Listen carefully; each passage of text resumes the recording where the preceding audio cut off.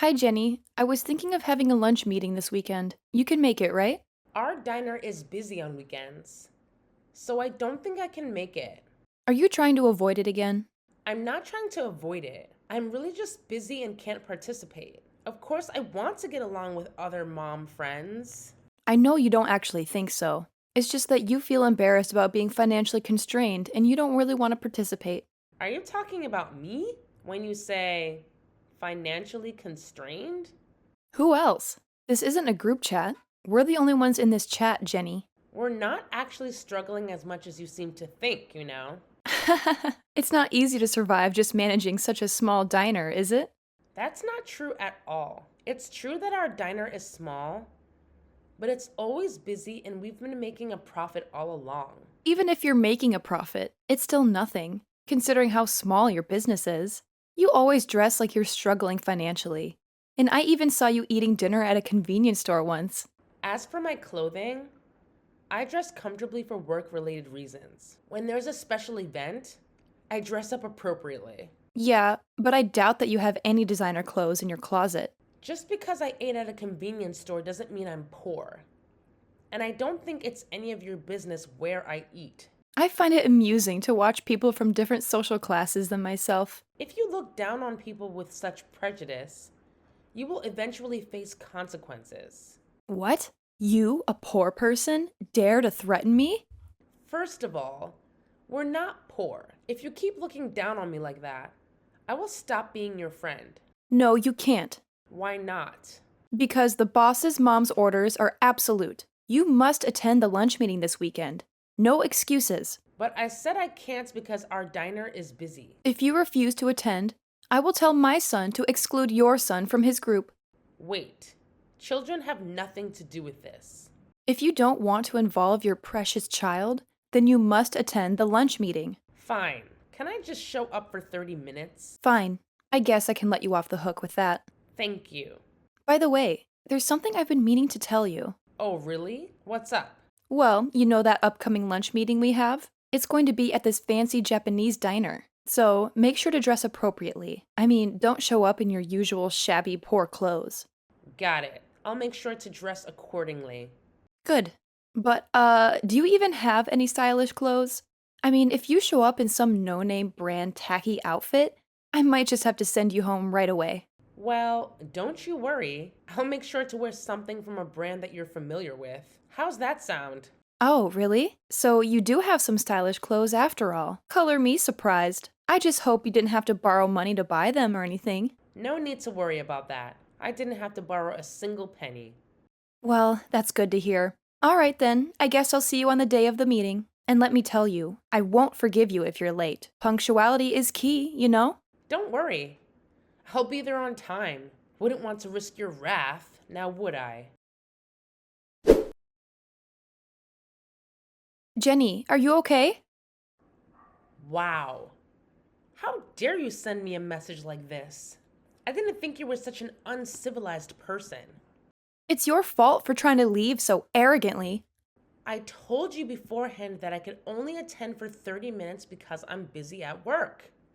You said that, but me, the boss mom, told you to stay until the end. So it's only natural to obey orders, right? Who do you think you are? I'm the boss mom, and And you insulted me from the start of the lunch meeting, and it made me feel really uncomfortable. But everything I said was true, right? Everyone felt sorry for you and sympathized with you. I don't dig through trash for food because I'm starving. And I've never had to endure a week of not eating because I was trying to be frugal. What? Are you angry? Of course I am. After all that you did, I feel absolutely terrible right now. Don't get so angry just because I splashed water on your face. I guess jokes don't work on poor people after all. I can't wait to see your cheap diner go out of business. My husband said he'll shut down your husband's company. What? What's that low-life bastard saying? If you can shut it down, go right ahead. What can a poor person like him do? You don't know anything about your husband's company, do you? Of course I do. He's the president of a fairly well-known food company around here. I'm the president's wife, you know. Impressive, right? So all you know is your husband's title, Haven't you been told anything about his job responsibilities or his connections? I know my husband earns a lot of money.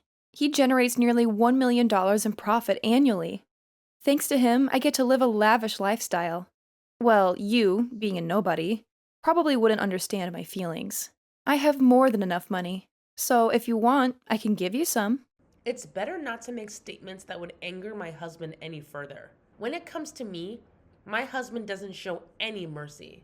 I couldn't care less if your husband gets angry or not. It's like, yeah, go ahead and throw a tantrum. I'm not afraid of your husband, even if he gets mad at me. Is that so? You really don't care what happens? By the way, what does your husband do for a living? It seems like he doesn't work at the diner with you. Maybe he's doing part time work as a garbage collector because the earnings from the diner aren't enough. Or maybe he's working as a garbage cleaner. My husband is also a company president? Huh? You must be joking. No, it's the truth. He hardly shows up at the diner because he's too busy with his job as a president. Even if he's a president, it's probably just a small, struggling company with a few employees, right? Oh, Sam, you really shouldn't jump to conclusions without any basis. You're making quite the assumption there. But since you seem to be clueless about it, let me enlighten you. Go ahead, surprise me. I highly doubt it's a company I've ever even heard of. Well, brace yourself because it's actually a company. Wait, a company? Are we talking about the mega corporation that owns multiple diner chains and has branches all over the place? You got it. That's the one. It seems like your husband's company has been engaged in long standing business dealings with this very company as well. Quite the connection, huh? But from what I've heard, those dealings might come to an end soon. Yeah, sure. Uh-huh. You expect me to believe that my husband's company has ties with a giant corporation? Are you pulling my leg? Not at all. In fact, you can go ahead and ask your husband about it. I've had the pleasure of meeting him too, you know. So if you mention my name, he'll know exactly who you're talking about. Well, I guess I'll have to do just that. I'll go ask him and see what he says. This should be interesting. So it is true that your husband is the president? Yes, that's what I said. My husband said he's going to your husband's office from now on. It looks like you should be prepared for what's coming. Wait a minute. What is he planning to do? I think he's going to talk about canceling the deal. Our company's dealings with your husband's company account for nearly 80% of your business. So if this deal is canceled, it'll be a big problem. Then why not just do business with other companies on better terms? I don't think there are many companies that can offer better conditions than my husband's company. Besides, my husband's company is well known in the industry. So if word gets out that the deal was canceled, other companies may not want to do business with you either. Is that how it works? Trust is important in business dealings. So, does that mean that my husband's company might go under if things go wrong? That's a high possibility, I think. No way! If the company goes under, I'll lose my title as the president's wife. Is that your biggest concern? And I'll also have trouble making a living. But who do you think is responsible for this situation? It's my fault. I apologize for spilling water on you. I'll also compensate for the clothes. I'm okay. Don't worry about me. I didn't get hurt and my clothes only got a little wet. So I think the stains can be removed with dry cleaning. Then how much will it take for you to forgive me? Are you really trying to solve this with money? Then what should I do? I think anything you do will be in vain. Whether or not to continue the deal is up to my husband to decide. And there's nothing I can do about it. Then can you at least tell your husband to continue the deal with us? I won't insult you, call you poor, or splash water on you again. And of course, I won't force you to join lunch meetings either. Please rest assured, I have no intention of attending lunch meetings anymore. I'm actually planning to cut ties with you after this. But I'm the boss mom. If you cut ties with me, you'll have to cut ties with the other mom friends too. Is that okay? I'll deal with that when the time comes. I can live on my own just fine. Don't say such sad things. If I had known that your husband was such an important business partner for us, I wouldn't have done those things to you. I think you're also responsible for pretending to be poor. It's wrong to pour water on anyone, regardless of who they are. It's also not good to judge and look down on others based on appearances, without knowing much about their family situation or other circumstances. I do feel bad, of course. And I didn't pretend to be poor. You just assumed I was poor because I run a small diner. But why are you running a diner when your husband is the president? You should be able to live off that alone, right? I've always dreamed of owning a diner since I was young. So I talked to my husband about whether I could start my own diner, and I got his permission to do so. I've been working in the culinary field during my single day, so I had no problem with cooking. But I was a novice when it came to running a business. So I relied on my husband's help to make my diner successful so far. I see. So your husband's support has played a big role in where you are now. Yes, that's right. I'm really grateful to my husband. Hold on a sec. I just received an angry message from my husband. Is it about the future business deal? Ugh, can you believe it? He's blaming me for potentially losing the contract with a company? Like, seriously? How is this all my fault? Well, Sam, it's understandable for him to be angry. Your actions could have serious consequences for the company, even leading to bankruptcy. It's a big deal, you know? I get it, okay? But please, I'll do anything to fix this mess. Just don't cancel the contract. If that happens, I can already imagine how the other employees will start pointing fingers at me. It's not fair. Look, Sam, I understand you're stressed out about this situation, but here's the thing. I'm not an employee of the company, so I don't have the authority to decide whether to cancel the contract or not. We'll just have to wait and see what happens. It's all in the hands of our husbands and the discussions they'll have. Ugh, that's so frustrating. I can't believe I have no control over this. What if they make the wrong decision? What if they do cancel the contract? This is a nightmare, Jenny. What should I do, Jenny? Please, can you pretend the contract cancellation never happened? I told you before. I can't do that even if you asked me. It's a decision made by my husband. And on top of that, my husband has started talking about divorce. How is divorce related to the cancellation of the contract, though? Aren't those two separate issues?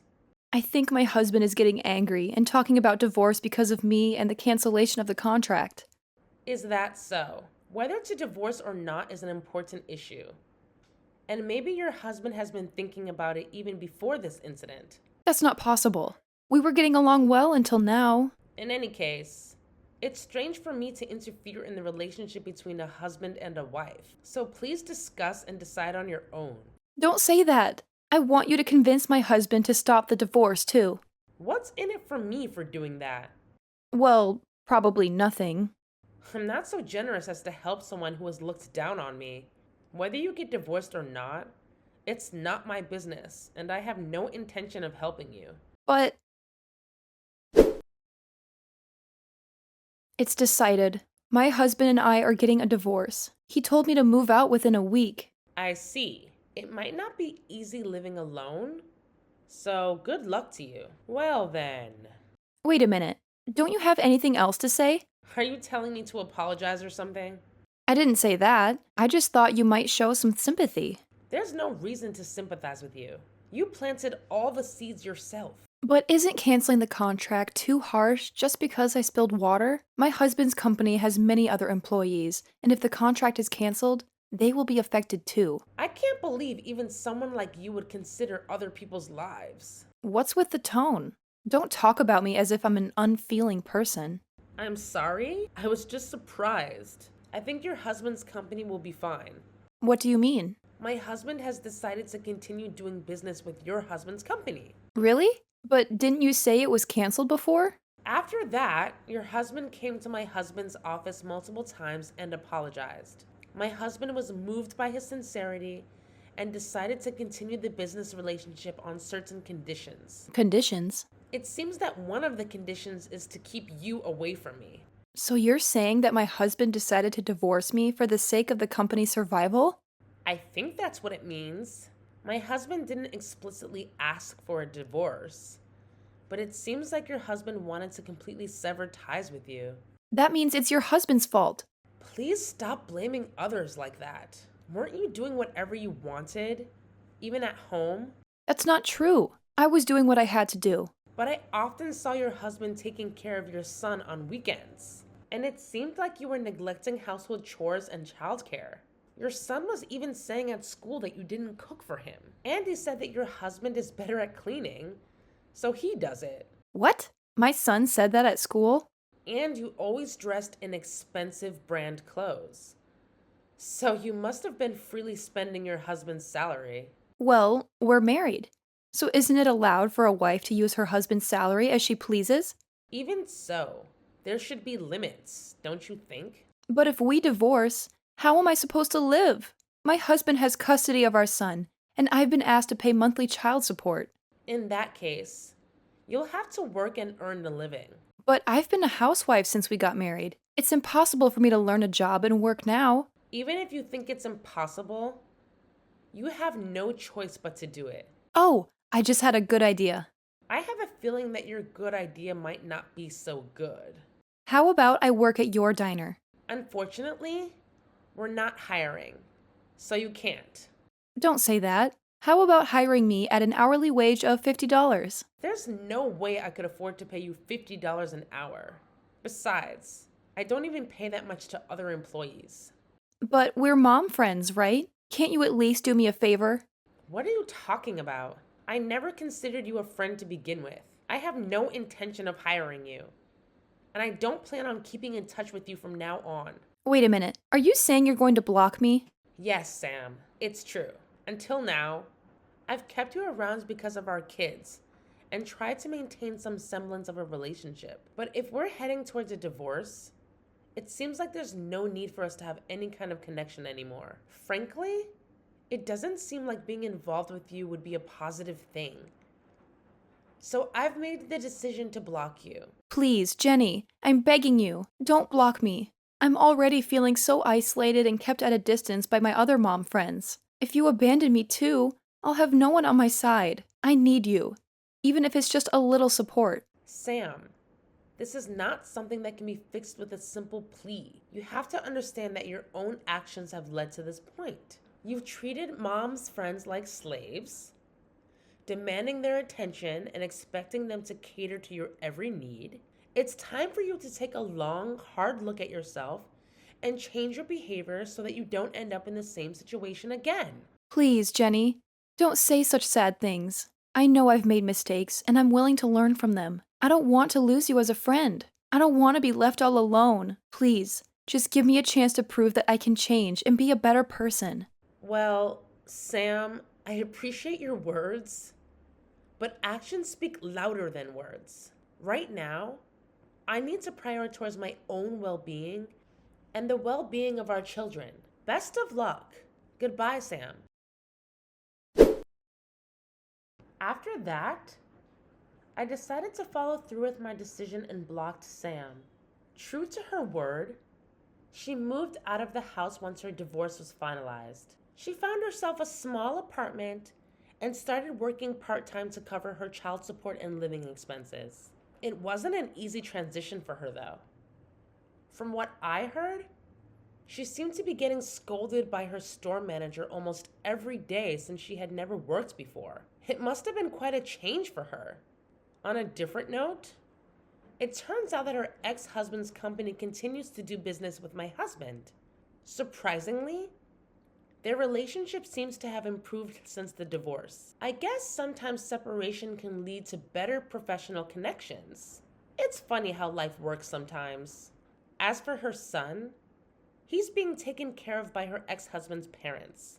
It's nice to know that he has a support system and doesn't have to feel lonely during this whole process. While I may not have much personal investment in Sam's life, I can't help but feel relieved that her son is able to live comfortably and have people who care for him.